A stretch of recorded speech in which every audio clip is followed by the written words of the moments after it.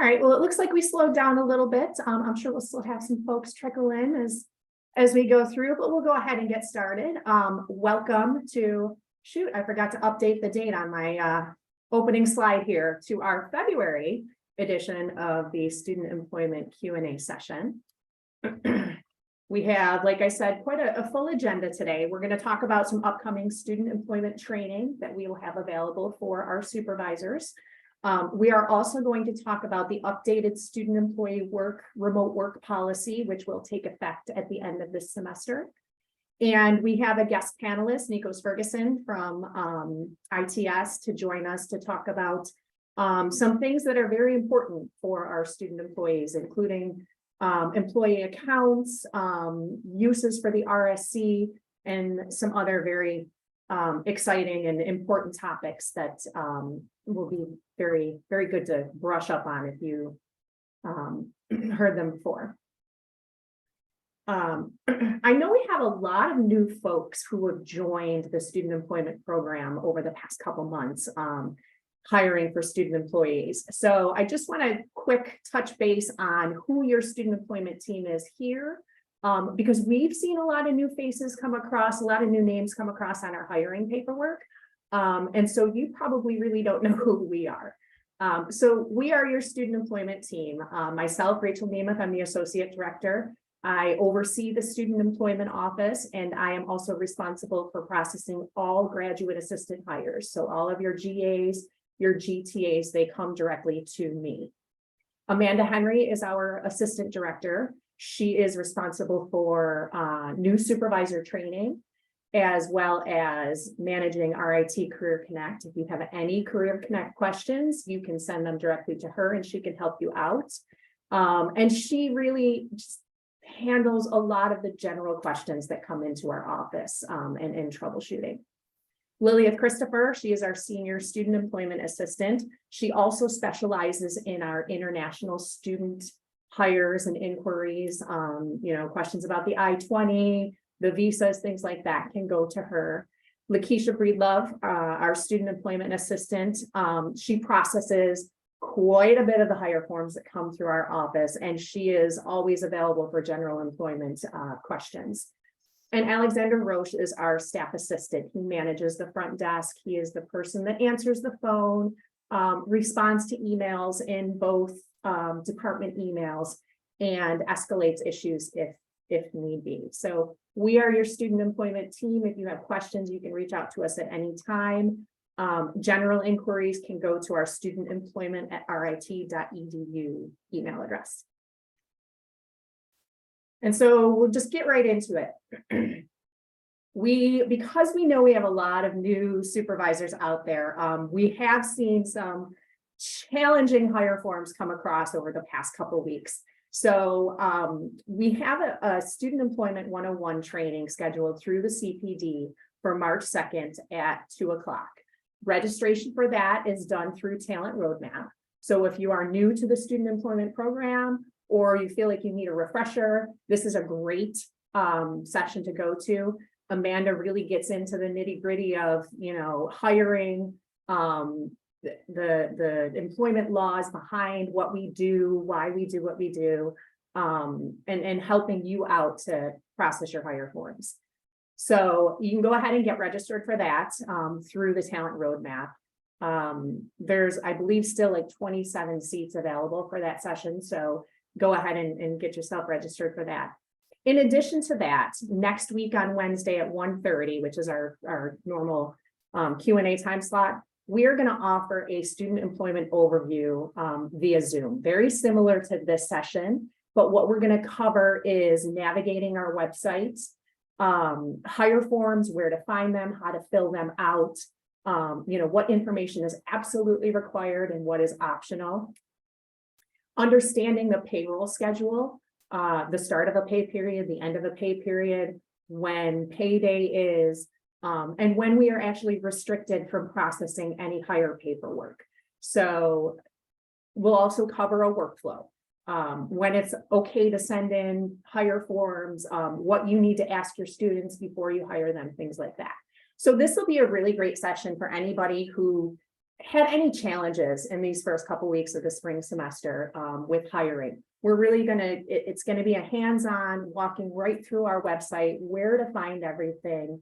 And then just like this session, we'll have plenty of time at the end for Q&A. So if there's something that you still aren't quite clear on, you can ask the questions and we'll answer them right then and there in real time. So that invitation will go out, I'm hoping this afternoon. Unfortunately, our Career Connect vendor is having an issue with our contact list. So I am currently unable to email out of Career Connect to all of my student employee contacts. We hope to have that rectified in the next 24 to 48 hours so I can get this invitation out to you before the end of this week. But you will need to register just like you do with this session, and then you'll get the link, log in, and we'll go from there. So jumping into the student employee remote work policy. Because of COVID, we did start allowing student employees to work remotely within the United States. This was obviously something that we had to do. It was not in place prior to COVID, but in order to allow our students to continue working, we really did need to make some adjustments. Over the course of the past year, we have benchmarked against many comparable colleges and universities, both locally and nationwide. We've worked with multiple task forces on campus to discuss the remote work and the risk impacts of allowing students to work remotely. And we've also worked with our Office of Legal Affairs, the Office of Compliance, and an off-campus legal firm to discuss, what are we doing? How are we doing it? And are we doing it right? What are the risk impacts of this? And what do we need to do moving forward? With that said, we are updating the remote work policy to be effective at the end of this spring semester. Student employees will be employed with the understanding that their work will be completed while in residence on the Henrietta campus. So what that means is that work needs to be done while they're here in Rochester. We are no longer going to be able to support remote work outside of New York State or in New York City. Students need to be here in Rochester attending classes. They can work in their dorms. They can work in their apartments if those apartments are off campus, but we can no longer support working outside of New York State. The risk impacts to us and the reporting, it is just too great for RIT to continue to manage. We do understand a transition period for departments when, when the semester ends or when we have an academic break, such as spring break or winter recess. So we do have the ability to allow students to work remotely in a domestic out-of-state work location for up to 30 consecutive days in a single calendar year.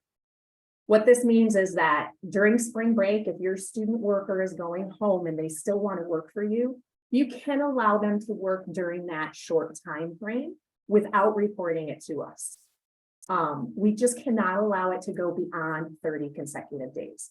So when we hit the summer, if you need that transition time for your students to, finish up projects, whatnot, you do have a 30-day window to allow them to work remotely, and you do not need to report that to us. But beyond 30 days, we will no longer be able to support. So what we mean by domestic out-of-state work location means work conducted either in New York City or outside of New York State, but within the continental United States and the Hawaiian Islands. Student employees cannot work in any international locations or in the United States territories for any length of time. So it has to be in the continental US.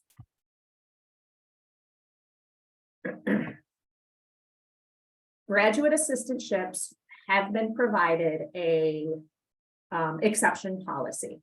So arrangements that will exceed 30 consecutive days in a calendar year must be approved in writing by a vice president or their designee, which could be a dean or other senior leader, and must be supported by a compelling business need based on the nature of the position, such as grant work, research study, or the requirements of this position. So if they are in a role that requires them to travel or to go to another state, As long as they have a compelling business need and the approval from senior leadership, we can allow an exception for graduate assistantships who are supporting a class or a faculty member. But that approval must be granted prior to the start of the remote work. So if you know you have a student, a PhD student who needs to be working from Ohio, you need to make sure you get that approval before that student starts working from your senior leadership and submit that to our office. And there will be a new approval document, a remote work request approval document available, which provides space for that compelling business reason to be entered and the space for the vice president or senior leadership to sign so that that can be submitted to our office ahead of the employment starting.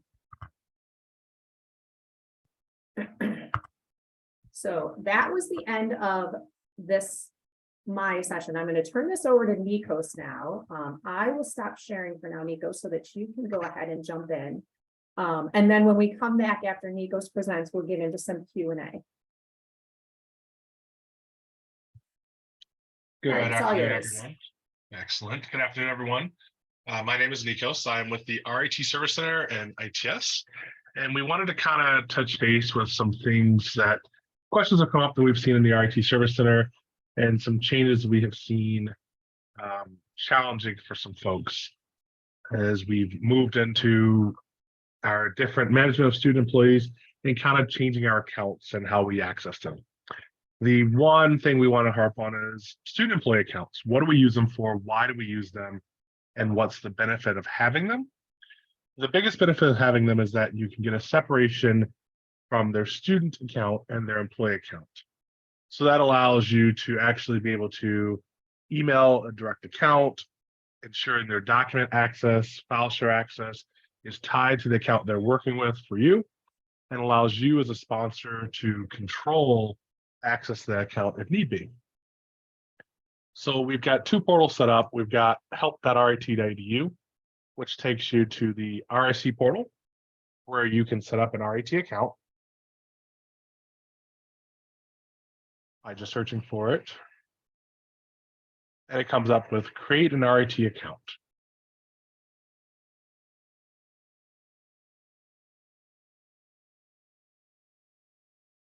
In here, it does allow you to directly select a student employee account. You put the student's information, their name in, which will automatically pull it, their account, and then it puts your name as the account sponsor. The account sponsor is important for the person who's actually going to be responsible for terminating this account if they need to, and also extending this account. In most departments, they have a single person who's the hiring manager, is also the account sponsor, or who may be responsible for their daily work. The department number just allows us to align what department they're in. It usually goes with the budget number. It actually does go with your budget number. So this is the same account number you use or department number you use from your hiring form. And then it comes to the RIT username. When it comes to the RIT username, our standard is to use 3 initials. So there are 3 initials. And then whatever extension you have defined or standardized in your department. So for my department, for example, mine would be KAF help. And I'm able to use that extension. This allows you to quickly identify these are your students, these are connected together. You're able to do that. And then you have your display name and expiration date. By default, all accounts have a 1-year expiration date that are student employee accounts. You can also request if there's any additional access they need, such as file shares or printer access. Our student employees on campus do require approval from the supervisor to get access to the department printers. They will get RIT email, which is the Outlook based, so they have access to calendars. This account will also allow them to get shared access to a department mailbox if needed to help manage emails. And then you can declare if they need VPN access. If anyone is going to be using Linux in their job requirements or utilizing any type of shell access, they will need to have the web space also requested. So this does impact some of our departments, such as I know financial aid, for example, has some students that need to access certain systems and they have to have web space in order to do that. So once this account's submitted, it will come to my team. We'll get it created for you. When you have that account all set up, you have the ability at start.rit.edu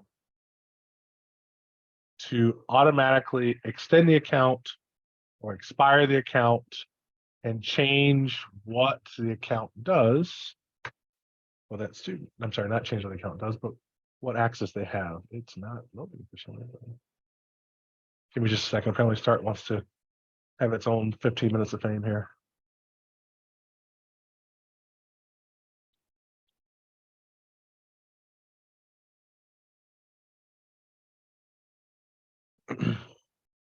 On the Start page, there is an option to do sponsored accounts.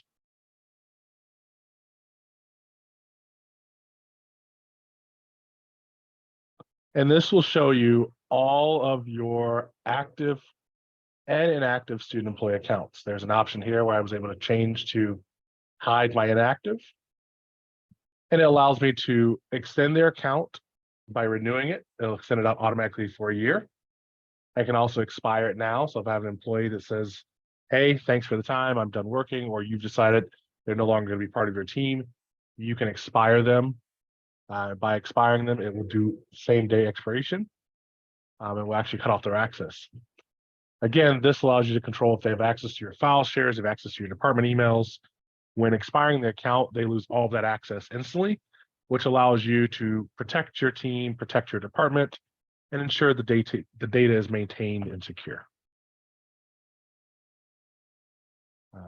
We do require that you extend once a year. So for example, I just extended this account not long ago so that it can renew for a year and it keeps going. So you are responsible for doing that renewal. You will get an email 21 days out ahead of time to say, hey, it's time for renewal. You also get that account email at 21 days, 3 days, 2 days, and then 1 day. If you get to the 1 day account renewal, that means it did expire that day. So I recommend definitely taking action on the 2 or 3 day notice at the latest, because if not, when you get to the 1 day, you will have to reach out to us in order to get that account renewed. The other thing very quickly to show is a big resource we use a lot of teams is the Slack interface.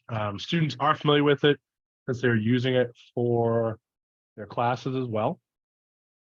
If your department doesn't already have a active Slack workspace, they can request one right through the portal. The help.rit portal to get a web space set up. A Slack space set up. Most members are part of the RIT community, and therefore you can communicate directly with your students. You can make different private channels with them to have conversations with them and to be able to communicate workflow and to be able to communicate back and forth. The students would be in Slack with their student accounts, not their student employee accounts, because students can have multiple student employee accounts on campus. By using their student account, it allows us to use one license and allows you to reach them accordingly. My students we have an actual status you can set up that they use here. It just says they're working or if they're off the clock or not, so they can actually indicate very quickly that they are working. So it's kind of the quick Slack overview. Any questions? So actually, Knycos, we did have one that came in ahead of time. So let me just read it out to you. And it may have already been answered. I'm not quite sure. Says, is there a plan to streamline the process for student employee accounts and then to get them delegate access to department accounts? I would probably want more information about that. Right now, the requesting a student employee account on the website is a streamlined version. We've gotten rid of the actual paper forms, so we no longer do paper forms in order to ensure they're not getting lost, and the student accounts gets turned around from there. The delegate access does have to be requested by the sponsor of that account. So an example here is if Rachel hired a new student employee and wanted to give them access to that student employment mailbox, that access does have to be approved by Rachel or the ticket put in by Rachel, which allows us to control what access they get. There are 2 levels that someone can have to an account, which is read only, so they can read messages, they can delete messages, they can kind of control the flow, and they can send as that account. So that is an option you as the account sponsors get to select. So do you want them to be able to read the emails and process the emails, or do you want them to also be able to send as that account as well? So that's how we've kind of streamlined that process to make it a little bit smoother. Okay, great, thanks. And if that didn't answer your question, whoever did submit that, please feel free to reach out to Knycos directly, and he can, I'm sure, elaborate on that if you still have further questions. I did also just want to clarify, since we're talking about the RSC, in regards to student employment, what they can and cannot answer, because this does tend to lead to some frustration at times. Because there is some things that they can do, and there are some things that they can't do. And then, so really, if it comes down to a question regarding student employment in particular, meaning your student employee hiring, the account that the student employee has been hired into, why are they not visible in Knycos? Those type of specific student employment questions should come directly to us. Knycos and his team in the RSC, they can't answer those questions because they're not part of that process. When it comes to other questions such as setting up student employee accounts or getting access to account numbers that you may not currently have access to in Knycos, those type of questions do go to Knycos and his team. So the one thing that we do always recommend is, when in doubt, email our general email first and ask the question. And if we need to refer you to the RSC and Knycos and his team, we can do that. But generally, if you're asking about a hire form or a change form or how to do something with a student hire, send those directly to us first, and usually we can get you answers pretty quickly. The bigger overarching issues such as Knycos access, such as student employee accounts and things like that, we may have to refer you to the RSC. But we'd rather save you that hassle of them not being able to answer a question that should come to us first, and then getting that delay and leading to some frustration. Knycos, anything to add there? I will add there that we will also, if you have an HR issue or we have a student employee that is asking about an HR thing, we will redirect you to the student employment office. There's some confusion with a student employee is an employee of RIT. However, their HR department does go through student employment, and we're trying to make sure our documentation points that. So if you have a request for access to their account, or for some reason you need to get access to their data they were working on that is not in a file share, you can file that request, and then we will point it to Rachel and her team to get their approval, just to make sure that the checks and balances are in place. As Rachel said, the RSC does do Knycos unlocked time cards. So we can unlock a time card for you. However, we will only do that on Fridays of pay week, or the day you're doing a sign off. You can call us, you can chat with us at help.rit.edu. So 475-5000 is the phone number, or you can also submit a ticket right online to get those unlocks done as well. Great. So if you have any questions about anything that I've shared or that Knycos has shared, please send them in the Q&A and we'll go through those one by one and answer them for you. I do have some questions that were sent in ahead of time. Knycos, most of these are for me, so you can Sounds great. Take a breather for a second and we'll see what comes up. But first question was, how are students notified of their Knycos punch numbers? So you, as the hiring supervisor, will see your student appear in your Knycos list once their hire form is processed, and then you will have access to their badge number to provide it to your student. That is not something that we send to students. That has to come from you as their hiring supervisor. So once you submit the hire form, it can take us up to 3 business days to get it processed, depending on the time of year and the volume that we're processing. But as long as we have it in time, we will get it in before the end of the pay period. And then as soon as that student appears in your Knycos list, you can provide them their badge number.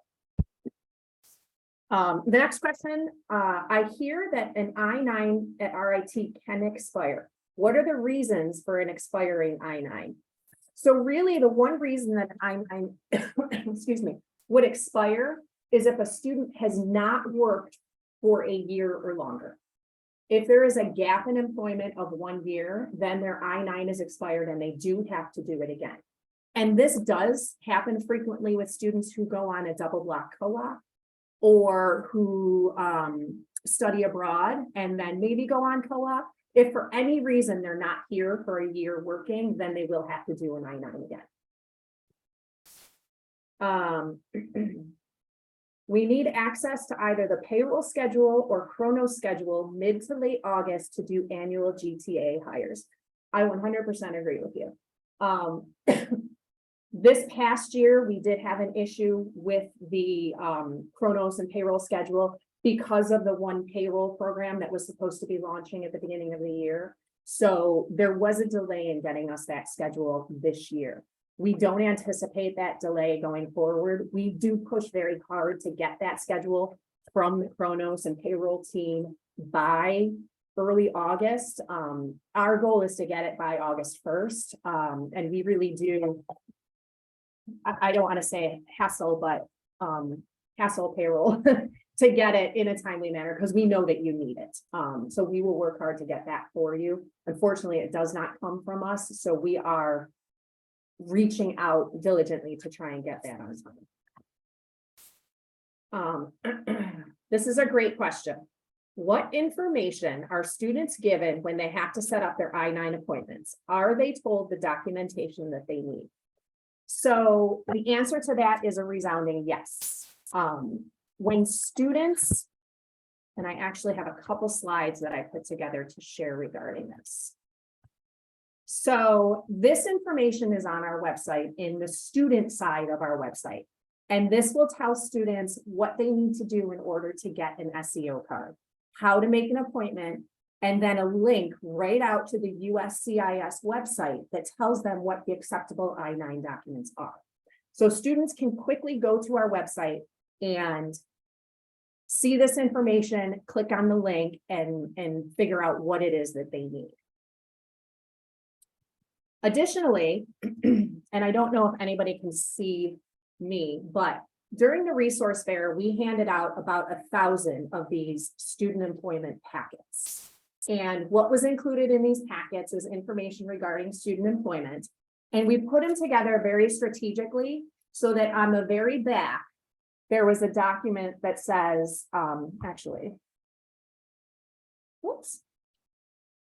this. It's a step-by-step on how to get on-campus employment and then what to do to get your SEO card. We put this in strategically, so if a student pulls this out of their backpack, that's what they see, the step-by-step. This is the front of that document that's in there. And then this is the back, which is a list of acceptable documents. And it says that the documents must be physical, original, and unexpired. So we handed out about 1,000 of these at Resource Fair this year in August to new students, and only to students. We didn't give them to parents. We didn't give them, they were for students specifically, so they knew what they needed to do. Additionally, this is the email that a student gets when they're getting their reminder for their I-9 appointment. It tells them when their appointment is, the time and the date. It tells them where to go for the appointment. It tells them to complete part 1 prior to coming to us, and it provides them the website. And then it tells them to bring original current documentation with you to your appointment to complete part 2, with a link to the acceptable documents that they must bring to us. So we put that information out there in multiple forums, multiple channels. We cannot guarantee that a student is reading it. And unfortunately, it sounds like some of them are not, because the number of students that do come to our office without their appropriate documentation is relatively high. Granted, many of them can get it sent from their folks pretty quickly in an overnight mail so that they can get it and get started. But we do provide this information in many ways, shapes, and forms to our students so that they have it ahead of time. We also participate in multiple new student webinars over the summer, and actually in early spring as well. We're participating in a couple in the next couple of weeks, in which we share this information with students again in those webinars. So we do put it out there as much as possible. I'm not quite sure how much more we can do for students. And the last question that was submitted ahead of time, is it possible to get confirmation when a student has successfully been submitted or passed review? So I'm going to assume that this means, how do we know when a student is eligible to work? So how do I know that it's okay to send my hire form to student employment and it's not going to get rejected? That's the way I interpret it. If that's not how the question was supposed to be, please shoot me a quick chat or throw it up in the Q&A. But the way I interpreted this was, how do I know when it's okay to send my student's hire form to student employment? There's two things. Students who've never worked for RIT before, they need to go through the I-9 process. They need to come to our office to present their documentation. Once they do that and we verify that they are registered full-time, we issue them a student employment card. That student should bring that card to you or snap a picture of it and send it to you. And that will tell you that this student has been cleared to start working this semester. The other way is for returning student employees who have worked for RIT in the past. They submit their employment eligibility request through our website, and then we will respond via email indicating yes or no, they are eligible to work. This email goes directly to the student. It serves in place of the physical SEO card so that they no longer need to come to our office and wait in line to get their SEO card updated.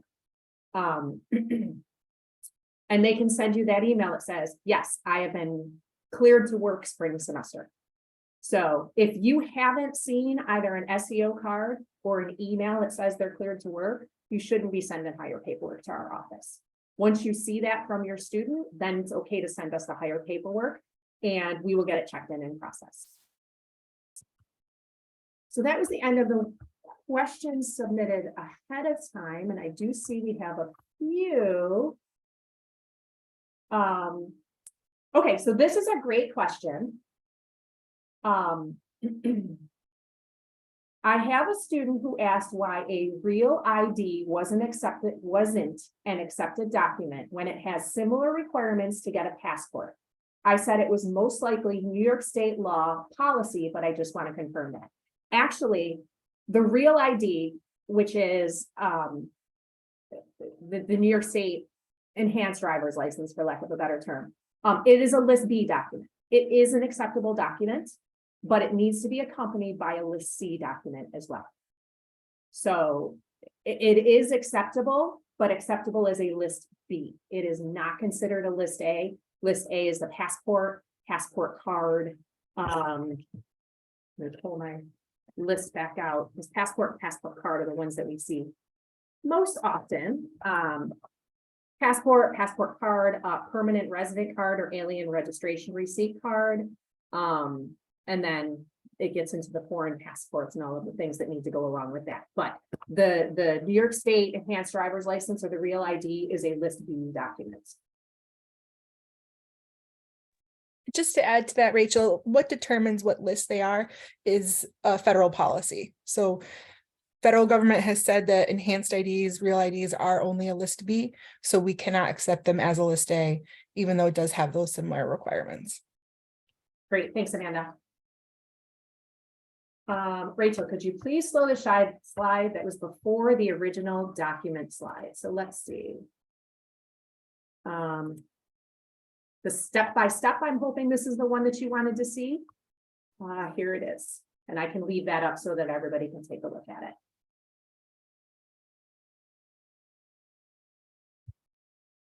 What do we do if a student is in their last semester, but they are not full-time? So this is a great question, and we see this a lot in the spring semester every single year. If a student is in their final semester, that is the only time that we provide that exception to the full-time rule. However, we need to be able to verify that this is their final semester. So we either need to be able to verify it in SIS or through an email from their academic advisor. If we can log into SIS and see that their expected graduation is this semester, then we can go ahead and verify that, yep, they're most likely graduating this semester, which is why they're not full-time, and we'll approve them to work. If it's not listed as this current semester is their final semester, then maybe SIS hasn't caught up with them yet. Then we would request an email from their academic advisor verifying that yes, student so-and-so is graduating this semester and as such did not need to be registered for full-time classes.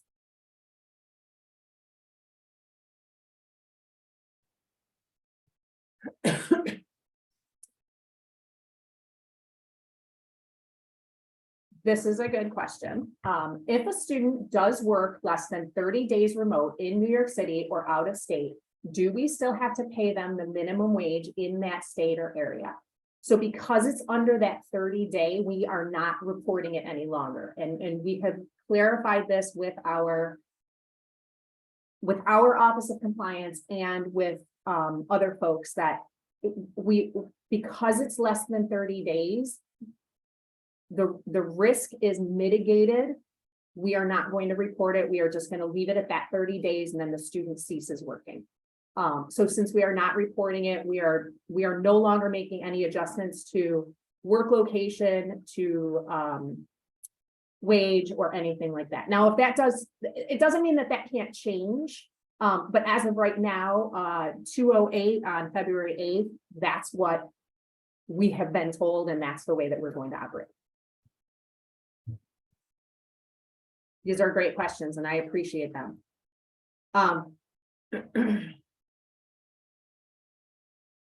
Just a note, the remote work policy is now up on our website under general guides. You can go up there and read the entire document. If you have further questions after reading it, you can certainly reach out and ask those, and we are happy to answer those.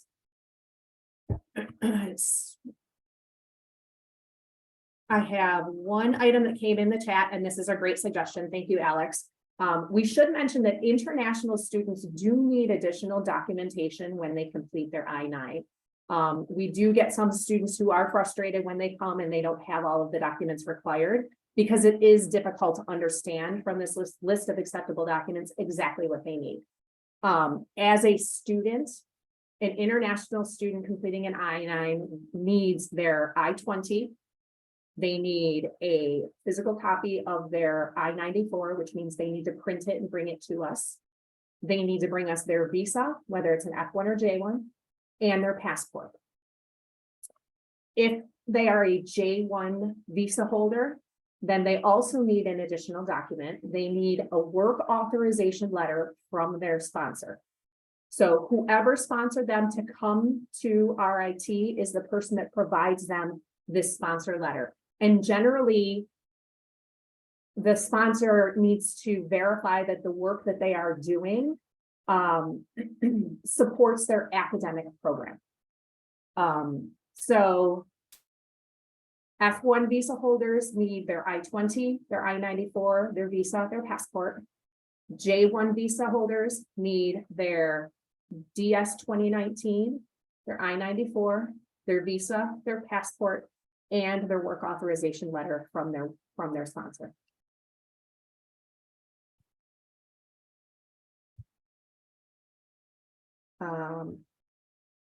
Okay, so my Q&A box is empty. Anyone? Any more questions on anything? It doesn't have to be what we talked about today, but happy to answer any questions. Looking forward to meeting with you guys next week and just kind of walking through a step-by-step of our website and where to find things and, you know, answer questions and help some folks out to get through some of those challenging situations that we had this spring. Amanda, is there anything that you want to add while we've got a little bit of a lull? Not that I can think of. Okay. Allison, great question. It says same Zoom link this week as this week for next week's meeting.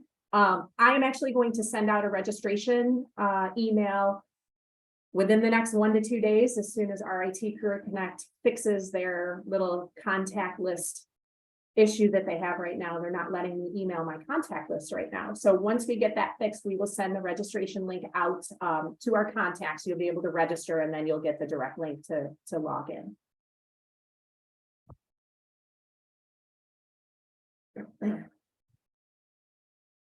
Great question, Morna. I'm a new employee, so I am still learning. How can I get the link for the Student Employment 101 course on March 2nd?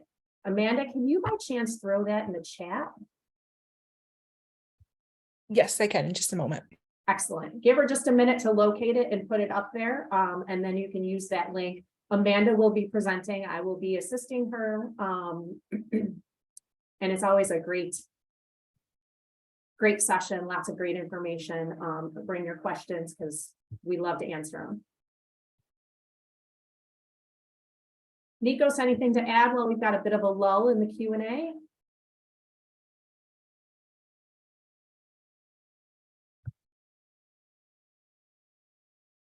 No?